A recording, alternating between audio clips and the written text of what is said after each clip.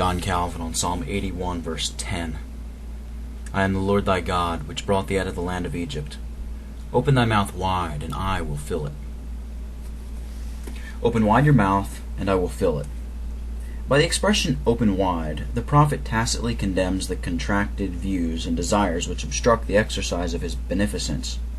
Quote, if the people are in penury, unquote. We may suppose him to say, quote, the blame is to be entirely ascribed to themselves because their capacity is not large enough to receive the blessings of which they stand in need, or rather, because by their unbelief they reject the blessings which would flow spontaneously upon them, unquote. He not only bids them open their mouth, but he magnifies the abundance of his grace still more highly by intimating that however enlarged our desires may be, there will be nothing wanting which is necessary to afford us full satisfaction. Whence it follows that the reason why God's blessings drop upon us in a sparing and slender manner is because our mouth is too narrow, and the reason why others are empty and famished is because they keep their mouth completely shut.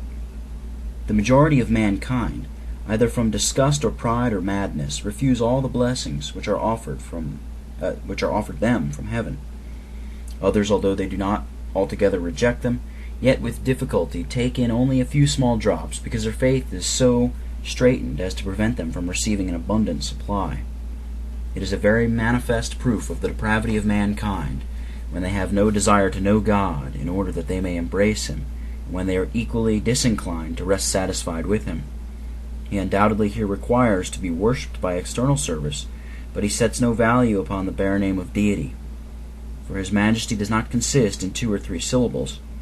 He rather looks to what the name imports, and is solicitous that our hope may not be withdrawn from him to other objects, or that the praise of righteousness, salvation, and all blessings may not be transferred from him to another.